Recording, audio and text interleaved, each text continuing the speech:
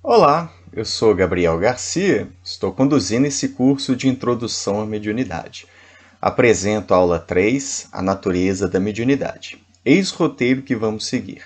Estudar a origem orgânica dessa faculdade e como o desenvolvimento intelectual, as convicções pessoais e a condição moral do médium se relacionam com a sua faculdade.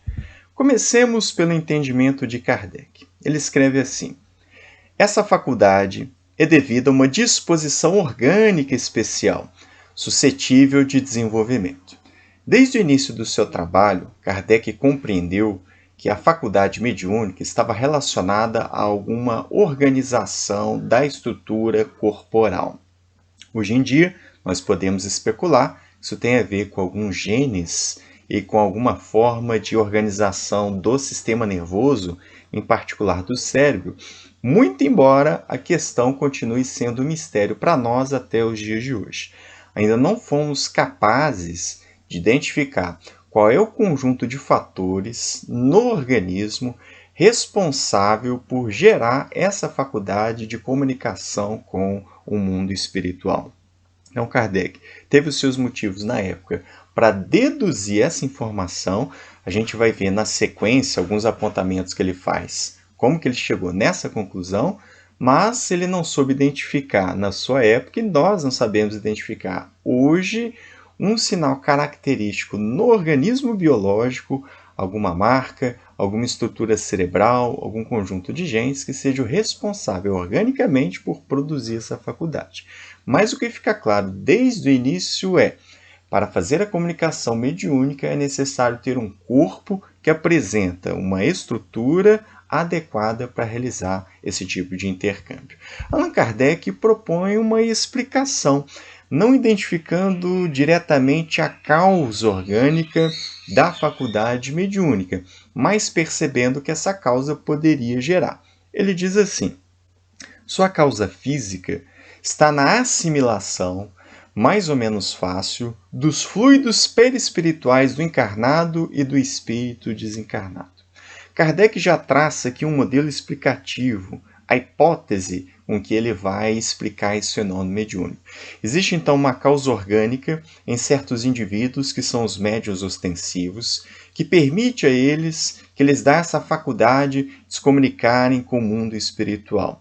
Essa causa orgânica vai produzir nesses sujeitos uma facilidade maior de um relativo desprendimento do seu perispírito em relação ao corpo biológico em determinadas regiões, particularmente do cérebro. Isso facilite que, nesse estado desdobrado, o perispírito do médium faça um intercâmbio fluídico com o perispírito do desencarnado, do espírito comunicante. Então, essa assimilação fluídica entre os fluidos é o modelo que Allan Kardec propõe de explicação como causa do mecanismo da mediunidade, que a gente vai estudar em mais detalhes na aula mais à frente, assim como os fluidos e como o próprio perispírito, são aulas que vêm na sequência. Vejam que Kardec não está apontando rigorosamente qual é o elemento no organismo que ocasiona a mediunidade, mas ele está identificando o quê? A partir do momento que existe essa causa, ela vai facilitar esse desprendimento e, por isso, vai facilitar a relação entre os perispíritos do médium e do sujeito desencarnado que deseja estabelecer a comunicação naquele instante. Nas últimas décadas, nós temos observado algumas pesquisas, principalmente relacionadas ao funcionamento do cérebro, que têm se debruçado sobre esse problema. Uma dessas pesquisas, eu coloquei um resumo que está aqui nesse slide e a referência está na descrição do vídeo para quem tiver interesse em ler o trabalho como um todo. E um pedaço da conclusão diz assim: durante o transe, existem mais áreas ativadas relacionadas ao sistema perceptual, às sensações, áreas mais atrás do cérebro. Áreas da frente do cérebro têm relação com a imaginação, criação de ideias e construção de pensamentos. Vejam que ainda não é apontar uma causa orgânica da faculdade mediúnica. Não está se dizendo em qual região do cérebro ocorre a mediunidade, dá origem à mediunidade, mas se mapeia o funcionamento cerebral do indivíduo médium durante o transe mediúnico para perceber quais são as áreas ativadas. Para nós espíritas, a explicação é: uma vez que o médium está durante o transe realizando a manifestação mediúnica, então esse intercâmbio vai ativar certas áreas. Nesse mapeamento cerebral se percebeu uma atividade principalmente nas áreas da percepção, ou seja, diminui a hipótese de que esse indivíduo esteja inventando, de que ele esteja imaginando, de que ele esteja criando todo aquele contexto ali, já que as áreas cerebrais responsáveis por fazer isso estão menos ativadas do que as outras ligadas à percepção, à sensação, que é um caminho para dar uma veracidade para aquele fenômeno estudando o cérebro. Mas vejam, estamos percebendo as áreas ativadas, mas não identificando exatamente essa origem orgânica. Pois muito bem, Kardec vai então entrar em alguns detalhes a respeito dessa faculdade. O primeiro deles é associar com o desenvolvimento intelectual. E devido à sua observação, nós continuamos a fazer mais de século e meio, ele percebeu o seguinte: que a mediunidade propriamente dita independe da inteligência, bem como das qualidades morais. Então, a capacidade cognitiva do sujeito não é fator determinante para a existência e a manifestação da faculdade mediúnica. Esse é um ponto importante. Atenção que aqui nós estamos falando de desenvolvimento intelectual, de capacidades cognitivas. Isso não se refere exatamente à escolarização. Sabemos através de pesquisas que a escolarização é um processo que influencia no desenvolvimento intelectual, mas não é o fator que gera, né, e não é completamente responsável pelo desenvolvimento intelectivo das criaturas. Allan Kardec percebeu isso desde cedo. Então, das pessoas com as faculdades intelectuais mais desenvolvidas, aquelas com algum grau de comprometimento mais leve ou mesmo severo, em todas essas pessoas é possível verificar a ocorrência de manifestações mediúnicas, ou seja, os médiuns vão existir em todos essas variantes do desenvolvimento cognitivo. Não há restrições nesse sentido. É alguma coisa que a princípio não se sabia, que você tem que observar, tem que verificar como que acontece para ver se de fato a mediunidade estaria comprometida no caso de indivíduos que apresentariam algum tipo de déficit intelectual. Mas, pela nossa percepção, isso não existe, desde o trabalho de Kardec, que implica em dizer que a estrutura orgânica relacionada à faculdade não está vinculada ao desenvolvimento intelectual. A tal ponto, isso é verdade, que Allan Kardec vem discutir um caso em particular. E aí ele escreve assim: um médium idiota pode, pois, oferecer ao espírito que queira manifestar-se mais recursos de que se supunha. Vamos entender essa expressão. Idiota é um termo médico da época de Kardec para fazer referência a pessoas que apresentavam déficit cognitivo, que hoje a gente chama de deficiência intelectual, que está dentro de um quadro maior, que é chamado de transtornos do neurodesenvolvimento. Hoje em dia é pejorativo usar essa palavra, mas na época de Kardec era o termo adequado. Então você vai ver nas obras dele não só idiotia, como cretinismo e loucura. Essas palavras andavam juntas. Hoje em dia não usamos mais. Coloquei até aqui do lado o símbolo que representa, né, a deficiência intelectual e a mudança de paradigma que a gente vê nos dias de hoje. O argumento de Kardec é: essa idiotia, ou seja, essa limitação, esse déficit cognitivo, pertence somente à organização biológica. O espírito que ali está encarnado não apresenta essa condição. E aí ele dá um exemplo bem espírita. Quando nós evocamos, quando nós chamamos esses espíritos nas reuniões mediúnicas, eles se apresentam na inteireza das suas faculdades intelectuais. Eles não estão limitados enquanto espíritos. Isso é algo que pertence à estrutura do organismo biológico. É interessante que Kardec percebe que é uma questão apenas do cérebro e não do espírito. Já na época dele, apesar de não haver recursos de pesquisas, mas era uma dedução filosófica, e hoje em dia nós sabemos disso com bastante precisão. É uma questão puramente orgânica. Se nós evocarmos esse espírito, percebemos que ele está na inteireza e ele pode perfeitamente atuar como médium. Com relação às convicções pessoais, transitando agora para esse tópico, vejamos a percepção de Kardec.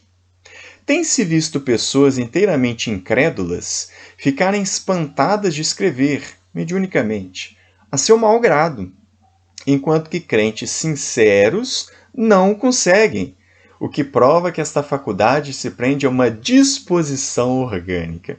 Olha o que a gente estava comentando. Né? Um dos fatores que levou Kardec a perceber que era de fato algo do organismo que estava gerando a faculdade mediúnica é esse tópico aí. Não importa a crença do médium, não importa as suas convicções filosóficas, não importa as suas convicções religiosas, não importa se ele acredita ou não nos espíritos, a faculdade mediúnica não se liga à crença do sujeito, do médium ostensivo. É mais um motivo para Kardec deduzir sobre essa disposição orgânica. Isso é tão interessante porque na experiência que a gente tem convivendo com os médiuns, a gente vai perceber isso de maneira muito clara. Pessoas que pertencem a outras religiões, que jamais falaram de espíritos, que a certa fase da vida começam a ter o afloramento da mediunidade, né, tem uma resistência inicial com relação a isso, até que se dobram a evidência, porque elas próprias passam por esse fenômeno, vendo, escutando os espíritos, sentindo a sua presença, e por aí vai, e aí então percebe que são médiuns, e aí descobrem isso, começam a estudar e tal. E por outro lado, temos pessoas que são criadas dentro do espiritismo e que muitas vezes vão ter, por uma série de motivos, vontade de serem médios e nada vai fazer isso acontecer. Né? A pessoa ali, às vezes, quer psicografar, quer participar da reunião mediúnica, dando passividade para os espíritos e tal, e não adianta. Simplesmente não há um fator orgânico, nada vai acontecer nessas ocasiões. Eu dou um exemplo histórico a esse respeito, que é de Joana d'Arc. E aqui a gente tem uma imagem clássica dela tendo uma de suas visões ao que ela chamava de santos. E resolvi trazer o exemplo dela porque já é uma personalidade histórica, não vamos cometer deselegância de falar de ninguém que está encarnado. E ela alegava receber visões divinas do Arcanjo Miguel, de Santa Margarida e de Santa Catarina, que é instruir e ajudar as forças de Carlos VII a livrar a França do domínio da Inglaterra, uma guerra famosa entre esses dois países na Europa medieval. É interessante porque ela está dentro de uma cultura e foi criada como católica, tanto que essas visões ela associava imediatamente a santos da Igreja Católica. Mas vejam, né? Isso não impede de acontecer o fenômeno mediúnico. É claro que aqui eu estou falando do ponto de vista espírita. A interpretação do espiritismo é de que essas visões de Joana d'Arc eram fenômenos mediúnicos. Ela estava em contato com esses espíritos, associava essas figuras com elementos da sua criação, o seu caldo cultural, e baseado nisso, enfim, ela realizou todo um processo de liderança extraordinário nessa guerra. É tão interessante essa dificuldade das pessoas e dessas instituições em lidar com a mediunidade, que ao mesmo tempo que ela foi venerada, por todo o trabalho que ela fez de valentia, de heroísmo, mais à frente ela vai ser julgada, vai ser condenada e morta numa fogueira pela incompreensão das pessoas na sua época, claro, depois de todo o trabalho feito. É um exemplo dentre vários que a gente pode pegar de uma pessoa que não tem absolutamente nenhuma convicção nos espíritos, mas o fenômeno mediúnico se apresenta de modo tão evidente que não há como negá-lo e de fato não está ligado às convicções pessoais. Um outro fator que precisamos analisar é sobre a moralidade do sujeito médium. Será que para ser médium o indivíduo tem que ser muito bom? Tem que ser um indivíduo virtuoso? Vejamos o estudo de Kardec. Ele perguntou: o desenvolvimento da mediunidade guarda relação com o desenvolvimento moral dos médiums? E recebeu como resposta: não! A faculdade propriamente dita se radica no organismo, independe do moral. Vejam vocês, os espíritos também estão dizendo isso para Kardec. A faculdade está de acordo com uma organização biológica, não tem a ver com a moral do sujeito. Isso muitas vezes pega as pessoas mais iniciantes no trato com essas questões de surpresa, Porque eu fico imaginando que o fato do indivíduo ser médium, dele estar em contato com o mundo espiritual, vai ser alguém muito virtuoso, alguém que está procurando desenvolver-se, melhorar-se e tal. Isso é falso. Há todo tipo de gente médium. O que eu quero dizer com isso? Há todo tipo de imoralidade. Há pessoas que são muito boas, muito virtuosas, há médiuns muito caridosos e tal. Por outro lado, há médiuns muito ambiciosos, médiuns mercenários, médiuns que são hipócritas. A mediunidade, então, minha gente, não é uma categoria moral, não é uma categoria de comportamento. A mediunidade é apenas uma faculdade. Assim como nós temos as outras faculdades de sensório percepção, como os olhos, os ouvidos e os 5 sentidos, o fato de eu enxergar não diz nada a respeito da minha moral. O fato de eu escutar não diz se eu sou uma pessoa boa ou ruim, mas é o exercício dessa faculdade que vai dizer respeito da minha pessoa. Assim devemos encarar também a respeito do fenômeno mediúnico. Eu vou dar alguns exemplos a esse respeito. Separei apenas pessoas que eu considero que são bons exemplos, para não ser deselegante nem arrogante, para dizer quem seria um exemplo ruim na mediunidade. O primeiro que eu apresento é a dona Ivone do Amaral Pereira, de quem eu sou fã declarado, adoro ela, adoro a obra que ela escreveu e acho assim, o exemplo de vida dela extremamente digno pela pessoa que ela foi, pela seriedade que ela conduziu o seu trabalho mediúnico. Coloquei aí algumas informações a respeito dela. Então, viveu no século passado, durante 84 anos. Ela foi costureira, foi uma médium e psicografou diversos livros, a maioria dos quais eu li. Gosto muito, inclusive, aprendo muito com a literatura da dona Ivone do Amaral Pereira. Ela levou uma vida muito difícil, do seu ponto de vista material, sempre lutando para sobreviver, contra grandes dificuldades e tal, mas sempre com muita honra, com muita dedicação. A sua faculdade mediúnica se apresentou intensa desde muito cedo, desde tenra infância. Então ela passa por vários episódios que são desafiadores por causa dessa mediunidade muito aguçada desde a infância. Logo cedinho também ela foi dada como morta, e aí durante o seu velório ela levanta. Quem quiser conhecer mais, livro Recordações da Mediunidade e Devassando Invisível dela, eu recomendo para conhecer um pouco mais a respeito da sua história.